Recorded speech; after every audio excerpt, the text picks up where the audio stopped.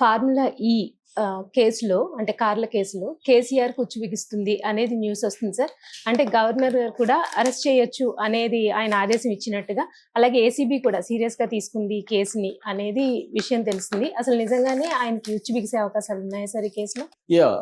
Formula ఈ race case అనేది నిజానికి ఫార్ములా ఈ అనేది దేశవ్యాప్తంగా ఏదో ఒక రకంగా ఇట్లాంటివి జరుగుతుంటాయి. అయితే ఫార్ములా ఈ అంటే ఏంటంటే మా ఎలక్ట్రికల్ వెహికల్స్ అన్నమాట. ఇది దేశంలోనే మొదటిసారిగా కేటీఆర్ ఏర్పాటు చేశాడు.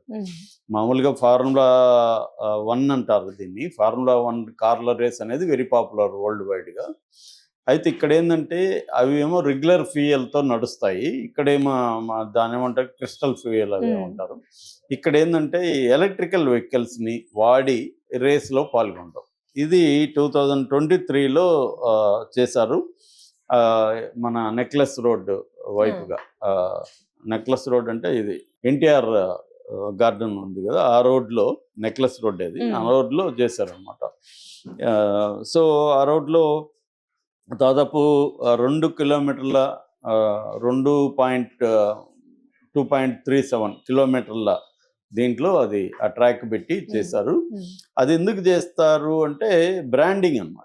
అంటే సిటీకి ఒక బ్రాండ్ ఇమేజ్ని క్రియేట్ చేయడానికి అది ఇంటర్నేషనల్ ఇది ఈవెంట్.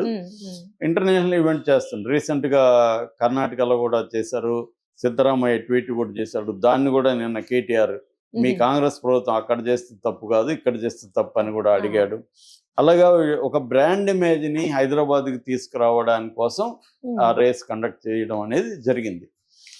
మనకు తెలుసు బీఆర్ఎస్ ప్రభుత్వంలో ఖచ్చితంగా హైదరాబాద్ని డెవలప్ చేశారు. కేటీఆర్కి కూడా ఆ పేరు వచ్చింది. హైదరాబాద్ సిటీలో ఫ్లైఓవర్స్ కావచ్చు, రోడ్స్ కావచ్చు, ఐకానిక్ బిల్డింగ్స్ కావచ్చు, ఇవన్నీ చేశారు ఖచ్చితంగా. అట్లాగే ఐటీ ఇండస్ట్రీ డెవలప్మెంట్ కావచ్చు, ఇవన్నీ. అందుకనే మీకు ఎంతో తీవ్ర వ్యతిరేకత వచ్చిన కేసీఆర్కి తెలంగాణ వ్యాప్తంగా హైదరాబాద్ చుట్టుపక్కలే దాదాపు 28 సీట్లు రాగలిగాయంటే వాళ్ళు హైదరాబాద్ని డెవలప్ చేశారు అనేది అందరికీ అర్థమైంది. అందుకే సెటిలర్స్ అంతా కూడా ఆంధ్ర సెటిలర్స్, ముఖ్యంగా తెలుగుదేశాన్ని సపోర్ట్ చేసే సెటిలర్స్, రాష్ట్ర వ్యాప్తంగా కాంగ్రెస్ని సపోర్ట్ చేసిన ఇక్కడ మాత్రం హైదరాబాద్, గ్రేటర్ హైదరాబాద్ పరిధిలో బీఆర్ఎస్కే ఓట్లు వేశారు. ఎందుకంటే సెటిలర్స్కి ఆంధ్ర వాళ్ళకి ఒక చిన్న సంఘటనలో కూడా ఎక్కడ గాయపడడం కానీ వాళ్ళ ఆస్తులు ధ్వంసం కానీ ఎక్కడ జరగలేదు కేసీఆర్. అంటే సేఫ్గా ఉన్నారు వీళ్ళు, ఇంకా వాళ్ళకి కావాల్సినవి చేయగలిగారు వాళ్ళ వ్యాపారాలకి. సో ఆ కైండ్ ఆఫ్ డెవలప్మెంట్లో భాగంగా కేటీఆర్ దీన్ని తీసుకొచ్చారు. అయితే దీని మీద కేసు పెట్టారు ఆల్రెడీ. ఈ కేసులో ఏంటంటే దీంట్లో అనేక ప్లేయర్స్ ఇన్వాల్వ్ అయినాయి. అంటే ఈ కండక్ట్ చేయడం అనేది మామూలుగా federation of international automobiles, FIA అంటారు, ఇది కండక్ట్ చేస్తూ ఉంటుంది. దీంట్లో మామూలుగా మనకి ఎప్పుడైనా స్పాన్సర్షిప్లు జరుగుతుంటాయి ఇలాంటి ఈవెంట్లు జరిగినప్పుడు. అలాగే దీంట్లో కూడా గ్రీన్ కో అనే ఒక సంస్థ, తర్వాత ఎస్ నెక్స్ట్ జెన్ అనే సంస్థ ఇలాంటివి ఇన్వాల్వ్ అయ్యారు. అక్కడ నెక్లెస్ రోడ్లో ఒక 11 ఎకరాల్లో దీనికి సంబంధించిన ప్రోగ్రామ్ ఏర్పాట్లు చేశారు. దాంతో ఫస్ట్ దాంట్లో ఏమో గ్రీన్ కో 150 కోట్లు, తర్వాత హైదరాబాద్ రేసింగ్ సొసైటీ లిమిటెడ్, ఇది గవర్నమెంట్ ఆధ్వర్యంలో నడుస్తుంది, వీళ్ళొక 30 కోట్లు, హెచ్ఎండిఏ హైదరాబాద్ మెట్రో ఇది డెవలప్మెంట్ అథారిటీ, వీళ్ళొక 20 కోట్లు ఇలాగా ఇచ్చారు. అయితే గ్రీన్ కో తప్పుకున్నాక ఇది మొత్తానికి జరిగింది. రెండోసారి చేద్దాం అనుకున్నారు. ఆ రెండోసారికి కూడా 55, అదేమో ఫస్ట్దేమో సీజన్ 9 చేసింది, సెకండ్దేమో సీజన్ 10. సీజన్ 10లో అడ్వాన్స్గా 55 కోట్లు ఇచ్చేశారు వీళ్ళకి. ఇది మేజర్ తప్పు అనమాట. అడ్వాన్స్గా ఇచ్చింది క్యాబినెట్లో డిస్కస్ చేయలేదు, ఆర్థిక శాఖ పర్మిషన్ తీసుకోలేదు. డైరెక్ట్గా మామూలుగా అయితే ఇది ముఖ్యమంత్రి ఆధ్వర్యంలో ఉండాలి, మున్సిపల్ శాఖ ముఖ్యమంత్రి చేయలేదు, కేటీఆర్ దీన్ని చేశాడు. సో దీనికి సంబంధించి అప్పట్లో హెచ్ఎండిఏ కమిషనర్గా ఉంటున్న అరవింద్ కుమార్ మీద కూడా కేసు పెట్టారు. అప్పుడు కూడా కేటీఆర్ అరవింద్ కుమార్ తప్పేం లేదు, నేను పెట్టమంటే సంతకం పెట్టాడు, ఇది నా తప్పే, ఒకవేళ తప్పైతే, కాబట్టి అరవింద్ కుమార్ ఏం లేదని కూడా కేటీఆర్ మాట్లాడాడు.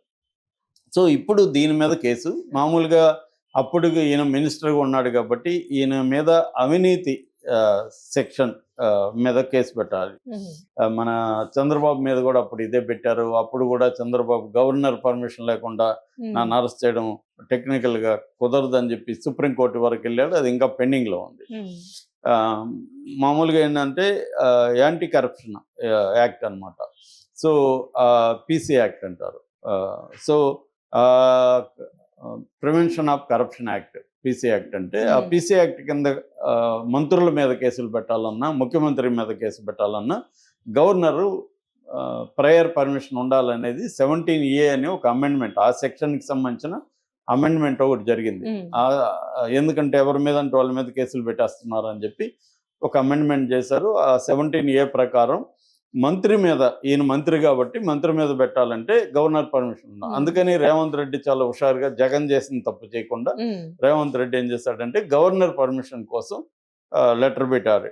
గవర్నర్ జిష్ణుదేవ్ వర్మ ఆయన కొంత టైం తీసుకొని లీగల్ ఒపీనియన్స్ తీసుకొని, అంటే గవర్నర్ పర్మిషన్ ఇవ్వచ్చా లేదా, దీంట్లో నిజంగా ప్రైమా ఫేసి ఎవిడెన్స్ ఉందా ఈ కేసులో, ఇవన్నీ ఆయన చెక్ చేసుకొని పర్మిషన్ ఇచ్చేశారు.